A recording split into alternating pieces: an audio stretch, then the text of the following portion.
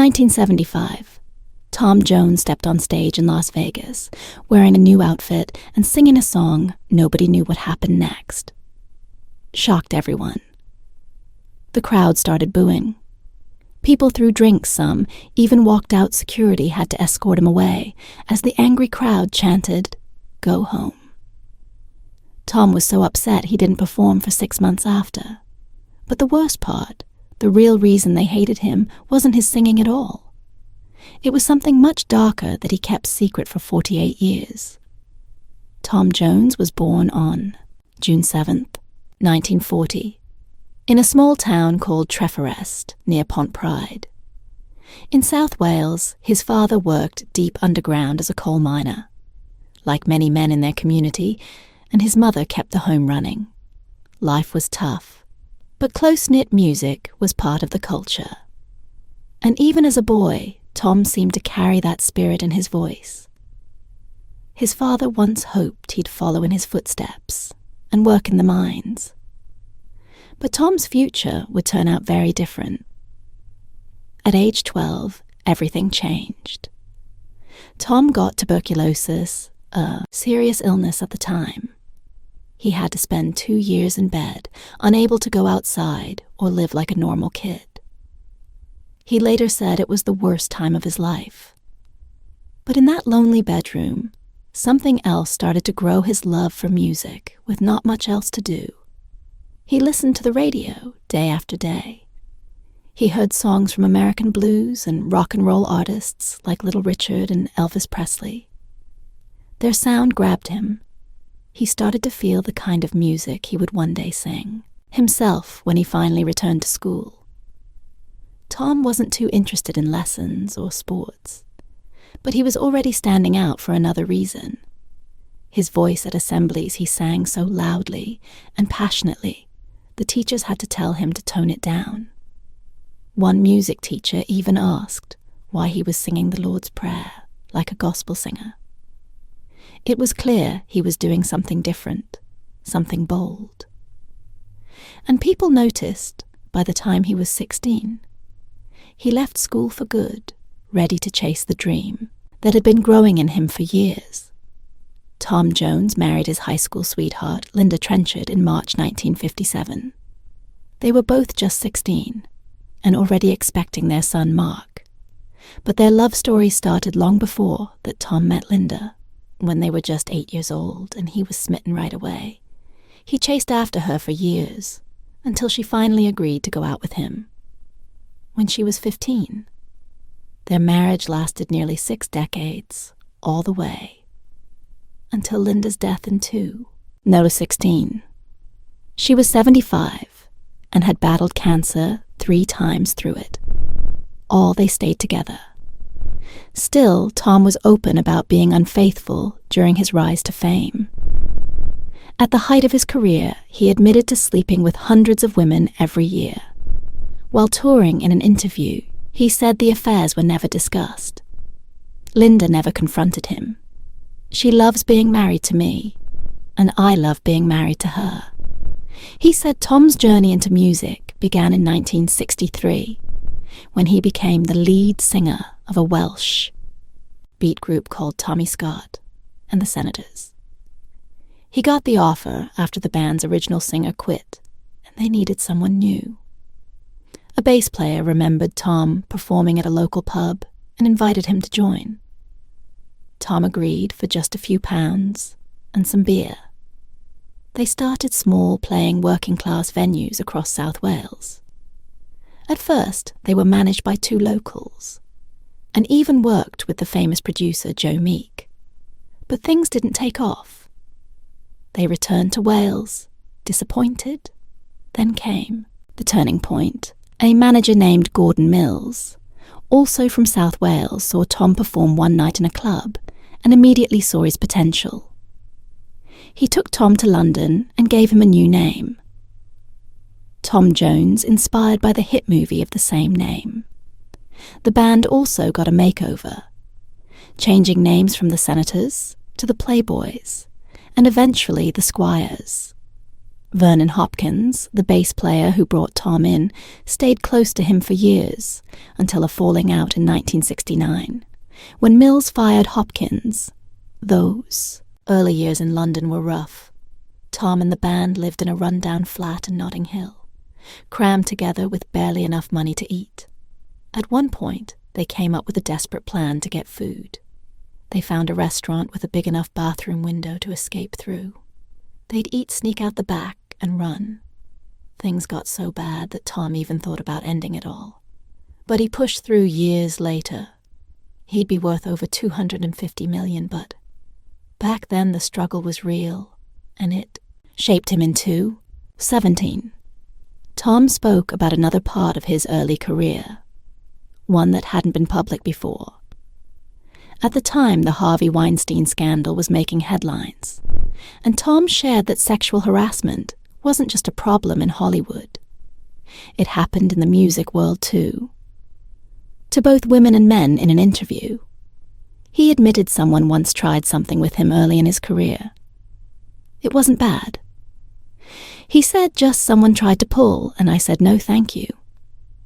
He didn't name names, but his former bandmate Vernon once described a disturbing moment with producer Joe Meek. According to Vernon, Tom once ran out of Meek's place, shouting that he'd been groped.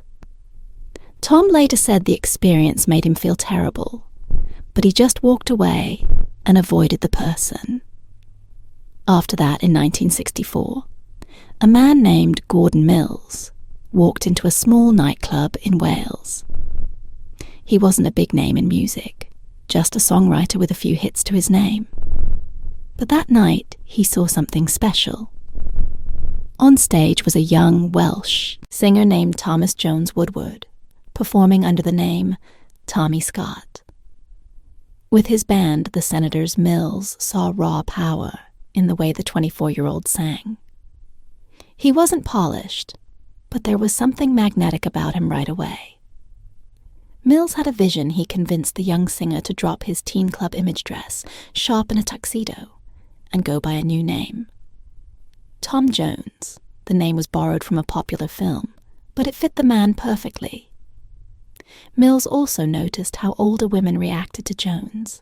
They didn't just enjoy the music. They wanted to be close to him. That sex appeal would become a major part of Tom Jones's image. Soon after, Mills landed him a deal with Decca Records. Jones's first single, Chills and Fever, came out in August 1964. It should have been a big moment, but it wasn't. The recording process was messy. The original producer, Joe Meek, made some versions that never got released. When Jones finally recorded the official version, the label brought in studio musicians to fix. What they felt the band couldn't pull off the final track was loud and full of energy, but it didn't connect. Critics called it too polished worse. The single didn't chart at all. For a moment, it looked like Tom Jones might fade before he ever got started. But then came It's Not Unusual. This second single changed everything. The song, written by Mills and Les Reed, wasn't even meant for him. At first, it was offered to Sandy Shaw, a rising star at the time, but she believed in Jones's talent and gave him the chance to record it. Instead, it was bold, brash, and catchy. The BBC refused to play it. They thought Jones sounded too sexy, but a pirate radio station, Radio Caroline, played it non-stop. That risky exposure worked. The song exploded by March 1965, just a month after release. It's Not Unusual hit #1 in the UK. When it reached the US in April, it climbed to number 10 on the Billboard charts. Suddenly, Tom Jones wasn't just a Welsh singer in a tuxedo. He was a global sensation riding the wave. Mills quickly got him back into the studio. They released his first album. Along Came Jones in June 1965. It mixed covers with his breakout hit and reached number 11 in the UK. His next single, Once Upon a Time, didn't hit as hard. It peaked at no. 32, but it kept his name out there. Then came With These Hands, a tender cover of an old ballad. It didn't crack the top 10 either, but it performed better and showed his range as a singer. In 1965, Tom Jones was asked to record the song What's New Pussycat for a movie with Peter Sellers and Woody Allen. At first, he didn't want to do it. He thought the song was strange and not really his style. Jones wanted to sing soul music like Wilson Pickett or Otis Redding. Not a quirky pop tune, he even said, "Christ, what the bloody hell do they want me to sing this for?" But Burt Bacharach, the famous composer, really wanted Jones to sing it. He told him, "I need a big voice for this crazy song. It's a crazy film, and I need a voice of authority." Eventually, Jones agreed. When he recorded it, he gave it everything he had. His powerful voice turned the odd little song into a huge hit. It reached No.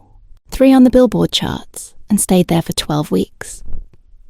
People loved it, and it became one of his signature songs. That same year, Jones got another big opportunity. He was asked to sing the theme song for the new James Bond movie, Thunderball. It wasn't supposed to happen that way. At first, the producers had already picked another song called Mr. Kiss Kiss, Bang Bang, and 2 singers had recorded it, but the studio insisted the song must include the word Thunderball, so they had to write a new one quickly. Jones recorded it under pressure, and during the final take, he sang a long high note with so much force that he said he nearly passed out.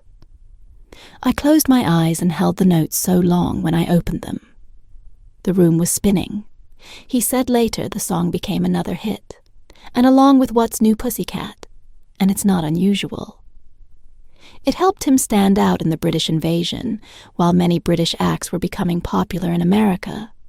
Jones's strong, deep voice gave him a unique place in the crowd in 1966. His rising fame led to a big win. He received the Grammy Award for Best New Artist. This was a big deal. It meant he wasn't just another pop singer riding a trend. He had real talent, and now he had recognition in America too. By then, Jones had proven he could handle many styles, from pop to film themes, to rhythm and blues. His manager Gordon Mills wanted him to be more than a flashy star. He was planning for the long term, and the Grammy helped open even more doors, especially in America, where Jones would soon begin performing in Las Vegas. But not everyone loved his sexy image. Some people thought his performances were too wild, especially when women in the audience threw underwear on stage. His manager knew that if Jones wanted a lasting career, he'd need to change that image. So in 1966, they tried something new. Jones recorded a softer, emotional country song called Green, Green Grass of Home. It showed a different side of him, more heartfelt, more serious. It was a big hit, reaching number 1 in the UK and bringing him back into the American charts too. 2 years later, he released Delilah, another dramatic song with a dark story. Even though it was about jealousy and murder, people loved it. The melody and the way Jones sang it made it unforgettable. It hit No. 2 in the UK and became one of his most famous performances. These songs helped change how people saw him. He was no longer just a heartthrob. He was a real artist with range and depth. The success of this new image led to even bigger things. In 1969, he got his own TV show called This Is Tom Jones. The show ran from 1969 to 1971 and aired both in the UK and the United States at the same time. It wasn't just popular, it was a big deal. Jones wasn't only the host, his performances were strong enough to get him nominated for a Golden Globe. He was being paid a massive $9 million per season, which was almost unheard of. Back then, the show became famous for its incredible guest list. Big names like The Who, Janis Joplin, Cher Stevie Wonder, Nancy Sinatra, Peter Sellers, and Ella Fitzgerald all appeared. The first season had 15 episodes, filled with music and energy, making the show something people had never seen before on TV, while his show was making waves. Jones also started. Performing in Las Vegas, he went from being the son of a Welsh coal miner to one of the city's biggest stars. His first 18-month residency was a huge hit. He then moved on to bigger stages, including the International and eventually Caesar's Palace. By 1974, he had become such a fixture in Vegas that Elvis Presley introduced him during one of his own shows. Elvis told the crowd he's my favorite singer, one of the greatest performers I've ever seen. Fans couldn't get enough at a concert in 1990. Some people even joked they needed binoculars just to see his famous dance moves, up close for many. It didn't matter if he sang or not, they just loved his energy. His shows were known for their wild excitement and strong musical talent, which kept people coming back for years. Jones also became known for something unexpected. Women started throwing their underwear at him during concerts. It all started in 1968 at the Copacabana in New York. He was sweating during a show and some women gave him napkins to wipe his face. Then one woman took it a step further and handed him her underwear. The story made the newspapers the next day, and the trend caught on when Jones arrived in Vegas. Later that year, it escalated. Fans even began tossing room keys onto the stage. Over time, he collected so much lingerie that people joked he could open his own Victoria's Secret store. Even in the 1990s, fans still talked about it. At one concert, a woman laughed and said it would be funny if someone threw underwear on stage, and admitted she had thought about doing it herself during these years. Jones also formed a deep friendship with Elvis Presley. They first met in 1965 at Paramount Studios, but their bond grew stronger in Las Vegas. Elvis didn't often spend time with other entertainers, but he and Tom clicked right away. They would hang out, talk music, and sometimes stay up all night, playing guitar and singing together. In private one time after a show, Jones was taking a shower in his hotel room when Elvis showed up unannounced with a new song he wanted to share. Even Elvis's wife, Priscilla, noticed how different and happy he seemed when he was with Jones. She said it was clear Tom really understood Elvis musically, and that made a big difference. But music wasn't the only thing on his mind. In 1970, when he was at the top of his fame, Jones and Mills launched their own company, MAM Records. It wasn't just a label. It was a bold move into the business side. Of music, their first release was a hit, Dave Edmunds. I Hear You Knocking From There. They signed rising stars like Gilbert O'Sullivan, who gave the label its first big album in 1971, More Success, followed with artists like Lindsay DePaul and Angelbert Humperdinck. MAM didn't stop with music. They also invested in slot machines and airlines, showing that Jones wasn't just a singer, he was a businessman too. By the late 1970s, though, things began to change. American labels started taking over. The market, MAM lost its edge, and was eventually sold to Chrysalis Records in the 1980s. Today, its catalogue is owned by BMG. Tom Jones was not just famous for his music, but also for his many affairs with well-known women.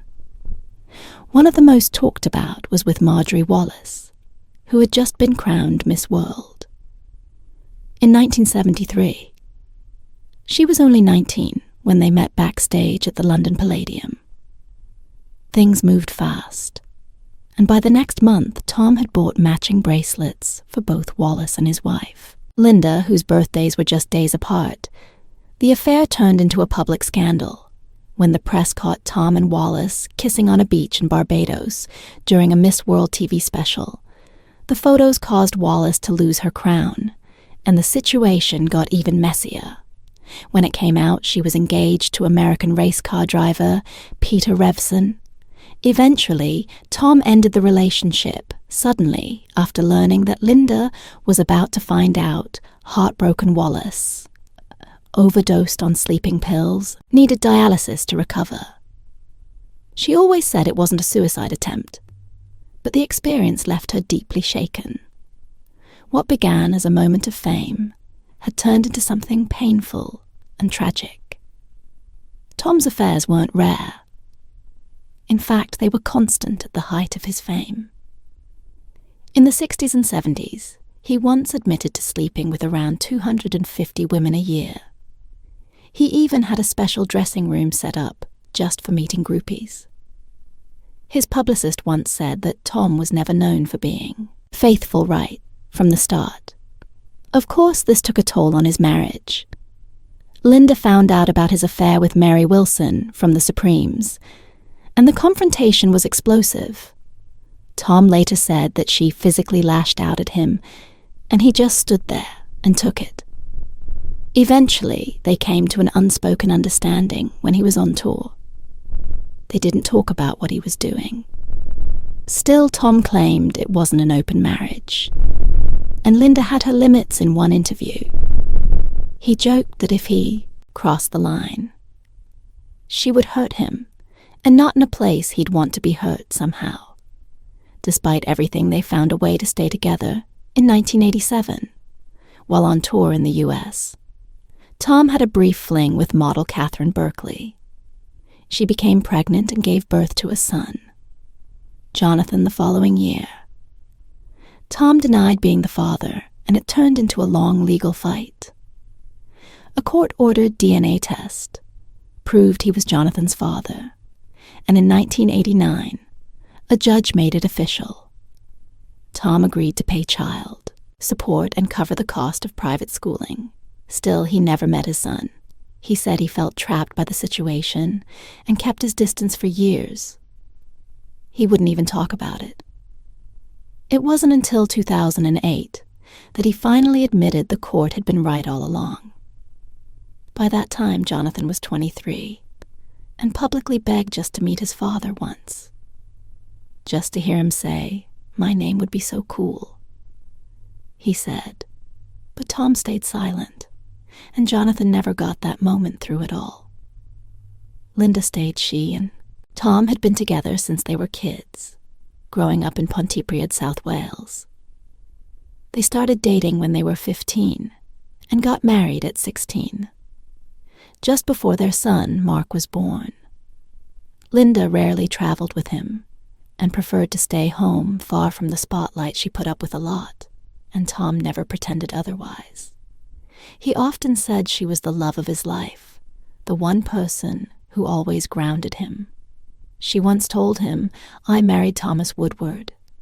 So don't try that, Tom Jones, bullshit with." Me, that was her way of keeping him humble when she died of lung cancer in 2016. Tom was crushed. He sold their Los Angeles home, just as she had asked, and moved back to London when someone asked if he would ever marry again. He said no, because there could never be history like the one he had with her by the mid-1970s. Tom Jones was in a strange spot. He was still world famous, but his music wasn't connecting the way it used to. In 1977, he had a surprising hit on the US country charts with "Say You'll Stay Until Tomorrow." It reached number 1 for a week, February, and made it to no. 15 on the pop charts. But in the UK, it barely made a dent. That song would be his last major hit for nearly 10 years. It was hard to believe, just a decade earlier. Jones had been one of the biggest stars in the world. Now people mostly saw him as a Vegas act, something he didn't like at all. He once said, "I only ever played 2-week residencies, maybe 4 times a year, but it was reported like I was always bloody." There, that image stuck, and it didn't help him by the early 1980s. His flashy outfits and big TV shows were gone. Some critics even called him an old warhorse, singing sentimental songs that only appealed to American country fans. Then, in 1986, his longtime manager, Gordon Mills, died.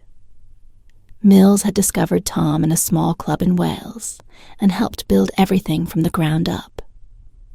He even shaped Tom's breakthrough. Yet it's not unusual. When Mills passed away, it was more than a personal loss. It was the end of the man who had guided his entire career. Tom made a risky move. He handed control of his career to his 29-year-old son, Mark. Most people in the industry thought it was a terrible idea. Mark had little experience, but he saw the problem clearly. His father's look and style had become a joke. What we had to do was strip everything back, Mark said later, so they took a huge gamble. Cancelled the steady Vegas shows that had kept the money coming in for years. They chose reinvention instead of safety. That decision paid off in 1988. A British electronic group called Art of Noise saw Tom perform Prince's Kiss on TV. His version was raw, bold, and full of energy. They reached out and asked if he wanted to record it with them. The result was a funky wild reimagining of the song when it came out. In October, it took off the song. Hit no.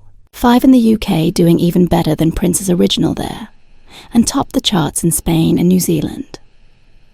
The music video with Tom's new look and sound won an MTV award.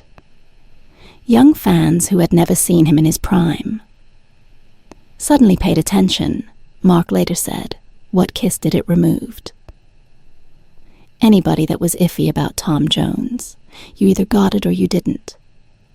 For a 48-year-old singer who had been pushed aside by the pop world, it was a powerful comeback.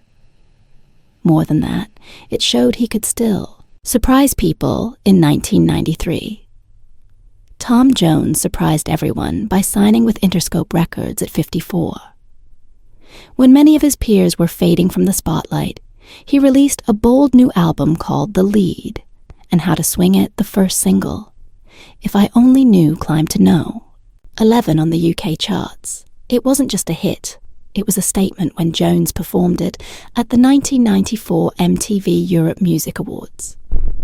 He wasn't just an old-school guest.